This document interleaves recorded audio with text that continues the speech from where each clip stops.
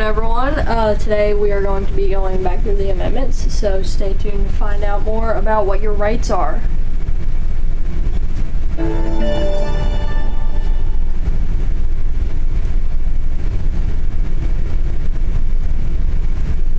But first, of course, we gotta go through the weather. Today's the highs of 75 and a low of 35. The normal high is 58 and the normal low is 38. Record set in 2000 was 79 degrees and in 1967 was 6 degrees. These records are just insane half the time. The sunrise this morning was at 7:14 and the sunset was at 6:34.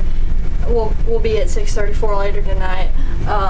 And that precipitation stuff, I still am not paying attention, so we're just gonna ignore that for now. And look at the hour-by-hour forecast, because it's gonna be a lot warmer than I thought it would be today. It's gonna get up in the 70s later today, and it's gonna be mostly clear for the day as well. But those are some high temperatures compared to what we've been dealing with. And next up on our allergy forecast, nothing's changed, it's the same. Everything's low. And then up on our weekly forecast, we got some 20% chance of rain on Thursday, which I know 20% is not a lot, but still be looking out for that. Temperatures are going to be getting in the 60s, and they're going to drop down to the 50s and get back up in the 60s on Tuesday. We also have a chance of rain on Monday and Tuesday as well. And that's going to be it for the weather this morning. In other news, I keep forgetting to mention this, but there is a bake sale and a hat day on Friday, so make sure you bring money for that if you're interested. I always forget to announce that, but I'm not going to forget this time. And next up on our sports, basketball, I'm pretty sure should be wrapping up soon. I know we have a game on Saturday, and I think that might be one of the last ones, if not the last one. So if you'd like to show up to any last-minute basketball games, show up Saturday for that one. And Saturday is actually going to be packed with sports stuff, because for middle school volleyball, there is a tournament beginning on Saturday. There's no more games for the rest of the week until that tournament. So that's also going on. And then new sport that's going on right now is middle school baseball is having a game on Saturday as well at Spring City. So if you'd like to go support the middle school baseball team, you can go do that on Saturday as well. I'm pretty sure softball is also going to be starting soon. Not yet, but soon. So got some changes in sports going on right now. And that's about it for sports. And it's time to get back into your rights.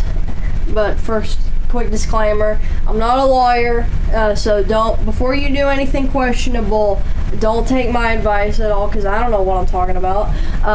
Go research this stuff for yourself. Don't take my advice. I just work here. But anyways, let's get into the amendments, starting off with the 5th Amendment, because we did the first 4 yesterday, and it's going to take a while to get through all of them, because there's 27, believe it or not. That's a lot. But you have a lot of rights. But this 5th Amendment is grand jury, double jeopardy, self-incrimination, due process, and takings. That's a lot of words. I kind of don't want to read all that, but I'll do it anyway. No person shall be held to answer for a capital or otherwise infamous crime unless on a presentment or indication of a grand jury. I'm not reading all that. But basically what it's saying is the court is going to be fair for anyone who is accused of crime. Court cases are going to be fair and just, as they should be. That's basically what this amendment is getting at. Again, look at stuff for yourself before you make any dumb decisions. And next up, our 6th Amendment is the right to speedy trial by jury witness, counsel. I think that should say and counsel, but whatever. I'm not reading all that again. But what the point is, how the court used to work is they could hold somebody in prison for years on end before they actually have their court case. So this amendment was in place to stop that, because if you're innocent, you don't want to sit in jail for 5 years before they finally find out that you were innocent. That's just dumb. So that's what this amendment is for.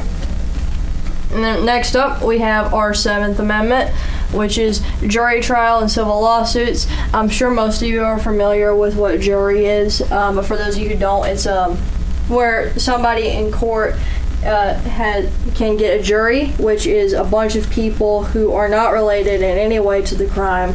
It's just random strangers, and they have a bunch of them, and then they come and watch the court case, and then they decide whether they think the person is guilty or not based on the evidence that they saw in court. So that's what a jury is. And then next up, on our 8th Amendment, we have excessive fines, cruel and unusual punishment. And this one's not a lot of words, so I'm actually going to read this one. Excessive bail shall not be required, nor excessive fines imposed, nor cruel and unusual punishments inflicted. And I'm glad for this amendment because nobody wants to be tortured medieval style for robbing a bank. So the punishment has to fit the crime, basically. Which is really good because some of those medieval torture stuff, that was something else. Don't look into it if you have a sick stomach, if you get sick to your stomach easily. And then next up, the last amendment we're going to be covering today is the 9th Amendment. I personally think that this is the easiest to understand out of all the amendments. Non-enumerated rights retained by people. And for those of you who didn't get it from that super simple title, you have this as well, which is even more clear. The enumeration in the Constitution of certain rights shall not be construed to deny or disparage others retained by the people. Very, very obvious what that's talking about. All jokes aside, what it's saying is that if you have rights, you have rights even if they're not specifically listed in the Bill of Rights. And you shouldn't, and then if a right is not specifically listed on the Bill of Rights, you can assume that you have that right as long as it is not illegal. So that's what this is. It's just there in place. It's kind of like a, hey, if there's anything we forgot, this amendment is here to cover that. I actually me and Mr. Tompkins had to look up that right and do some thorough research to figure out what the heck it was talking about. So, but that's all the amendments we're going to be looking at today. I know it's not the most interesting subject, but still good to talk about so that you know what you are allowed to do according to the Bill of Rights. And for lunch today, we're going to be having hamburgers or pizza.